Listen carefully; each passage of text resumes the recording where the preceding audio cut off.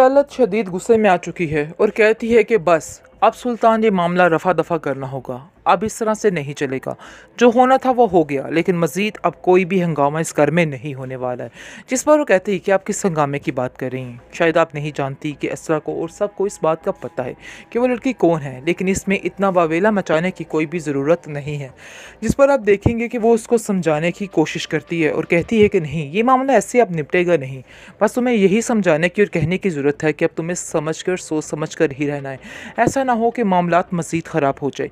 तुम क्या समझ रहे हो कि असरा और उसके घर वालों से पंगा लेके तुम्हारी ज़िंदगी सुकून से रहेगी? ऐसा हरगिज़ नहीं होगा। तुम्हारी ज़िंदगी में सुकून नहीं आ सकता है।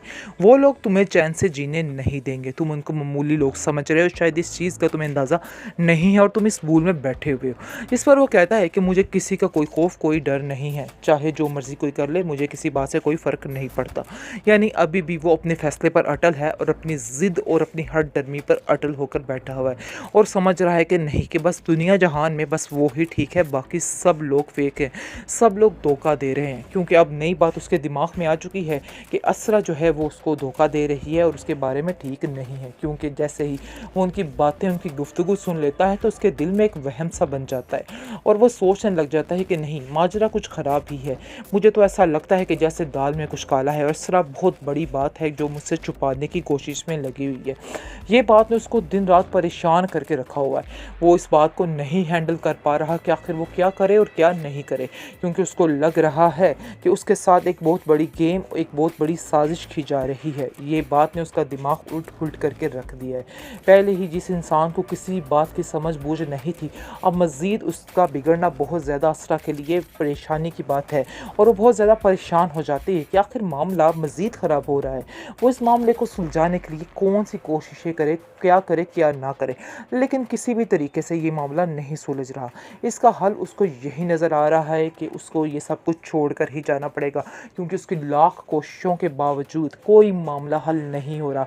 सब कुछ ख़राब हो रहा है, सब कुछ फना हो रहा है। इसलिए उसको इस बात की अब टेंशन पड़ चुकी है कि ऐसा ना हो कि ये सब कुछ छोड़ छड़ा के उसको अपनी ज़िंदगी नए तरीके से शुरू करनी पड़े। तुम उनको परेशान करोगी उतने मसले मज़ीद बढ़ेंगे। और सुल्तान को तो वैसे ही तुम जानती हो कि उसकी क्या नेचर है, वो किसी की बात नहीं सुनेगा। इसलिए बेहतर यही है कि तुम्हें सब्र के साथ काम करना होगा। लेकिन ज़्यादा सब्र भी कभी कभी गलत रास्ते पर ले जाता है और काम ख़राब कर देता है। ठीक है, हमें सब्र करना चाहिए, लेकिन इतना भी नहीं कि अगला आपको ख़त्म ही कर डाले।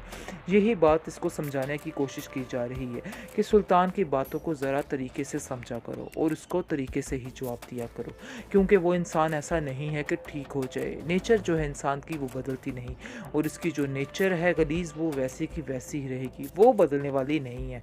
इस बात की असरा को अब समझ आ रही है और इस चीज़ को समझने की कोशिश कर रही है।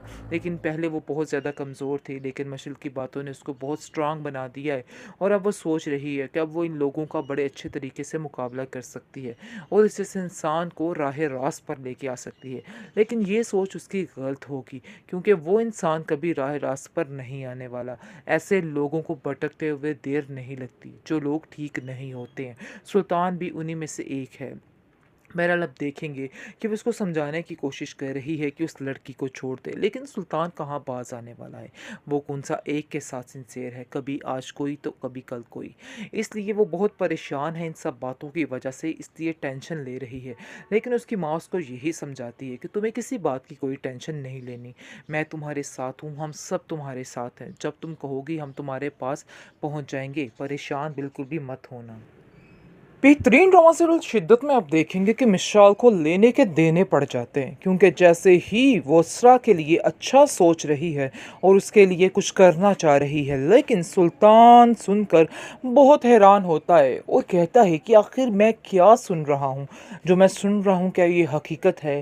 कहीं ऐसा तो नहीं कि ये जो सब कुछ हो रहा है और असरा में इतना दम जो आ गया है, ये सारा कुछ इस लड़की की वजह से आया है। वो बहुत हैरान होता है, उसे अपने कानों पे यकीन यकीन नहीं हो रहा कि जो कुछ उसने सुना है क्या वो सच है या गलत है। आप देखेंगे कि बेहद परेशानी की वजह से वो कहता है उसको बुलाकर असरा को कि ये लड़की मुझे कुछ ठीक नहीं लग रही है। मुझे ऐसा लग रहा है जैसे मिसाल के हमारी ज़िंदगी में आना हमारे लिए बहुत ही गड़बड़ है और बहुत ज़्यादा ज़्यादती की बात है। ऐसा ना हो कि हमारी ज़िंदगी में सारी रुकावटें पैदा हो जाएं और ऐसा ना हो कि हमारे दरमियान इतने ज़्यादा इख्तलाफात हो जाएं इस लड़की की वजह से कि तुम सोच भी नहीं सकती। आगे से वो उसको जवाब देती है और कहती है कि किसी का किसी बात में कोई कसूर नहीं है और ना ही किसी ने कुछ किया है, इसलिए बेहतर यह है कि किसी को ब्लेम देने से बेहतर है कि अपने आप को ठीक किया जाए। और हकीकत भी यही है कि आपको अपने आप को बेहतर करना होगा, क्योंकि मुझे नहीं लगता कि इन सब बातों में किसी का कोई कसूर है या कोई इसमें कर सकता है कुछ। जिसको सुनकर आप देखेंगे कि मज़ीद गुस्सा आ जाता है सुल्तान को, लेकिन उसकी माँ उसको समझाती है और कहती है कि बेटा अपने इस लहजे में थोड़ी नरमी पैदा करो। ऐसा ना हो कि कल कला तुम्हें इसरा छोड़ के चली जाए और तुम्हारे पास कुछ भी ना रह जाए और तुम बिल्कुल अकेले रह जाओ। फिर तुम्हारे पास कोई और रास्ता नहीं होगा और कोई भी तुम्हारा साथ नहीं देगा। लेकिन कहाँ सुनने वाला है जी ये बंदा, अभी भी उसकी अकड़ वहीं के वहीं है और वही सारे तमाशे हो रहे हैं और वही सारा कुछ हो रहा है। लेकिन अभी इसको समझ नहीं आने वाली और वो समझ रहा है कि बस यही ज़िंदगी है, बस कभी किसी के साथ और कभी किसी के साथ इसी तरह ही वो अपनी ज़िंदगी गुजारेगा।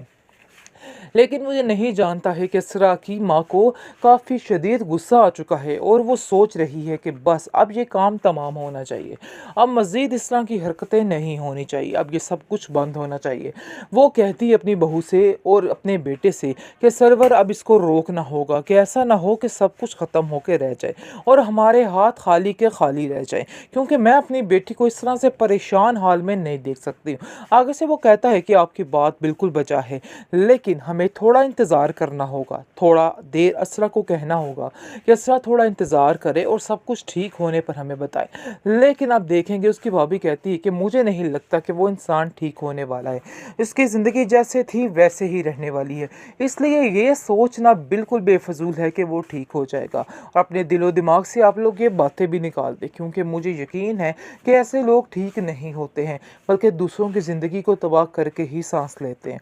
खैर हकीकत ये भी है जिसकी वजह से आप देखेंगे कि बहुत ज़्यादा परेशान है उसकी माँ और कहती है मुझे कोई रास्ता समझ नहीं आ रहा कि आखिर मैं क्या करूं, क्योंकि असरा भी है वहाँ से नहीं आना चाहती। मैंने उसको कॉल करके कहा है, लेकिन वो कहती है कि अब इन मामलात में मैं आप लोगों को जलील नहीं करना चाहती हूँ, जो करना था कर लिया। मुझे पता चल चुका है कि आप उधर गई थी और जाकर उससे बात करके आई हैं सुल्तान से, जिसकी वजह से सुल्तान घर मुझे लेने के लिए आया है, लेकिन अब मज़ीद मैं आपकी कोई भी बेइज्जती बर्दाश्त नहीं कर पाऊँगी। जिसको सुनकर वो कहती है कि बेटा ऐसा ही होता है, तुम नहीं जानती इन सब मामलों में हमें नीचा दिखाना पड़ता है और नीचे होना पड़ता है, वरना ऐसी अकड़ से रहने से ज़िंदगी नहीं गुजरती है। आगे से वो कहती है हाँ, लेकिन जहाँ पर हम गलत नहीं हैं हमें थोड़ा बहुत तो साबित करना चाहिए ना कि हम गलत नहीं हैं। कब तक हम खामोश रहकर अपने आप को ही गलत साबित करवाते रहे। अब तो मैं तंग आ चुकी हूँ और मज़ीद मैं इन लोगों के साथ इस तरह कोई भी बर्ताव नहीं कर सकती और मुझे पता है कि अब मुझे इस घर में कैसे रहना है और किस तरह से सबको ट्रीट करना है, क्योंकि मशल ने मुझे बहुत अच्छे तरीके से ये सब बातों को करना समझा दिया।